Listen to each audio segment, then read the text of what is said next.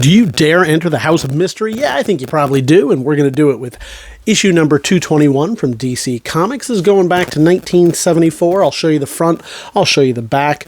I'll let the light shine off of it here so you can see all those nooks and crannies on the cover, every little flaw and imperfection, and this one has quite a few. It's an older comic, nearly 50 years old, so it's bound to have some. You're going to have stress along the spine, some issues here, some issues there. I'll show you the back as well. And we do this in fairly high definition. We started out at 4K.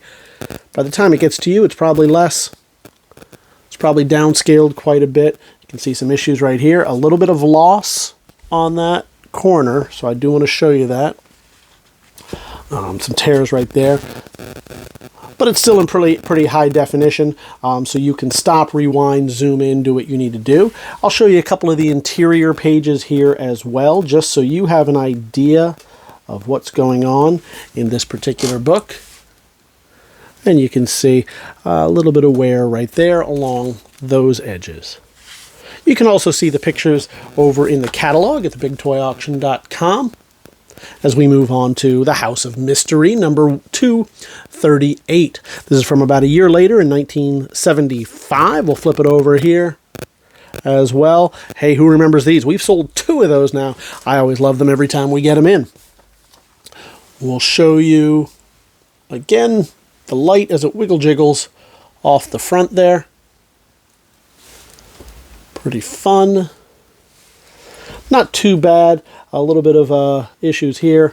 Some spine wear. We got what looks to be a stamp. So this was a newsstand version where they stamp it to let you know when it goes on and when it goes off the newsstand. Pretty common back in the day. Some consider that provenance. Some consider that a flaw. We'll let that up to you. We'll show you the back cover looking pretty good. And then a couple of the interior pages just very, very quickly so you have an idea of the quality and condition of the pages. That way you can judge whether it's white pages, off-white pages, cream-colored pages, yellow pages, etc. We'll show you the back, we'll show you the front. Let that light shine off of there, give it the old wiggle jiggle. Show you any of these little flaws and imperfections. We'll flip it over here as well so you can see the same on the back. And then let's crack it open and see a couple of these interior pages. So now you know what's going on with this book. Witching Hour, number 80. Of course, from DC Comics, 1978. Show you that front cover. Flip it over to the back. You can see a little discoloration right here. That might be water damage, and we'll find out as we open it up.